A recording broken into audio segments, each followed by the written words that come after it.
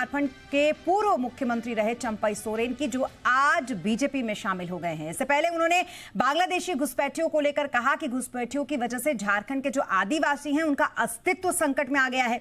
उन्होंने यहां पर यह भी कहा कि जेएमएम में उन्हें अपमानित महसूस हो रहा था और वो इस मुद्दे पर अपनी बात यहां यानी कि पार्टी के अंदर नहीं रख पा रहे थे। इस खबर पर रांची से हमारे संवाददाता हमारे साथ जुड़ रहे हैं कुमार चंदन।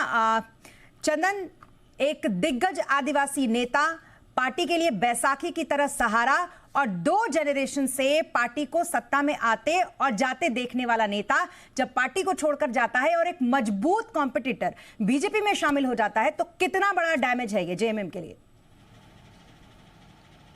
देखिए, बिल्कुल चंपई सोरेन जिस प्रमंडल से आते हैं वो कोल्हान का इलाका कहा जाता है और उस इलाके में 14 विधानसभा की सीटें हैं। चंपई सोरेन का राजनीतिक अनुभव कहें तो 40 साल से ज्यादा का राजनीतिक अनुभव है और वो खुद को भी आंदोलन की उपज बताते रहे हैं। शिबू सोरेन जी के समकक्ष नेता हैं और शिबू सोरेन के आंदोलन के साथी हैं। ऐसे में स्वाभाविक है कि चंपई सोरेन सरीखे नेता जब झारखंड मुक्ति मोर्चा को छोड़कर बीजेपी में शामिल हो रहे हैं तो स्वाभाविक है कि इससे झारखंड मुक्ति मोर्चा के लिए बड़ा नुकसान कहा जा सकता है, और वो भी वैसे वक्त में जबकि झारखंड में चुनाव होना है। चुनाव की दहलीज पर झारखंड खड़ा है और कोल्हान के बड़े नेता के तौर पर, बड़े चेहरे के तौर पर चंपई सोरेन की अपनी पहचान है। ऐसे में जब वो जेएमएम को छोड़कर बीजेपी में शामिल हुए हैं तो इसे, लेकिन ये जरूर देखना होगा कि बीजेपी में शामिल होने के बाद बीजेपी को कितना फायदा चंपई सोरेन से हो पाता है, दिला पाते हैं। और चंपई सोरेन ने जिस तरह से खास करके बांग्लादेशी घुसपैठ का मुद्दा उठाया या फिर उन्होंने खुद के अपमान की बात कही, अपनी जासूसी करवाने की बात कही, या फिर झारखंड में आदिवासियों के अस्तित्व को बचाने का मामला उठाया, तो ऐसे कई मामले हैं जिसको सामने रखकर ही वो आने वाले चुनाव से पहले सियासत करते हुए नजर आएंगे।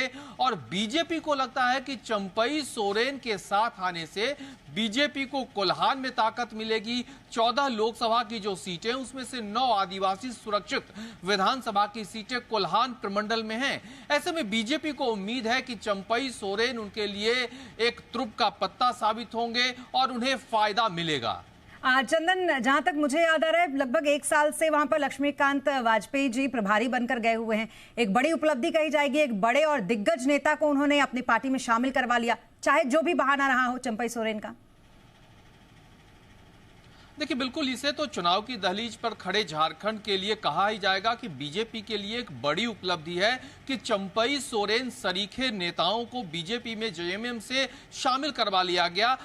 इसमें कह सकते हैं कि चंपई सोरेन जब से राजनीति में रहे लगातार वो झारखंड आंदोलन के नेता के तौर पर भी उनकी पहचान रही और उनका सारा जो राजनीतिक उम्र रहा 40 साल का, वो झारखंड मुक्ति मोर्चा के लिए ही रहा है।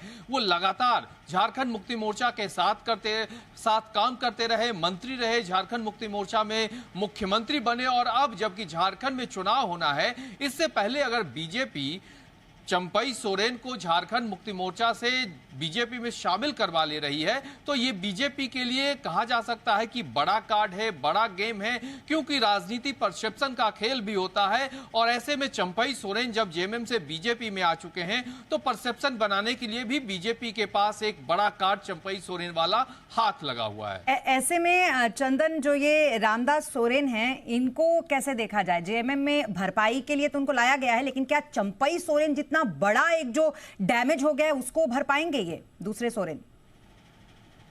देखिए, ये तो वक्त बताएगा कि रामदास सोरेन, चूंकि जिस कोल्हान से चंपई सोरेन आते हैं उसी कोल्हान से रामदास सोरेन भी आते हैं। घाटशिला से वो विधायक हैं, 2 बार के विधायक रहे हैं, 2009 में विधायक रहे थे, 2019 में विधायक रहे हैं, बने हैं और अभी विधायक हैं।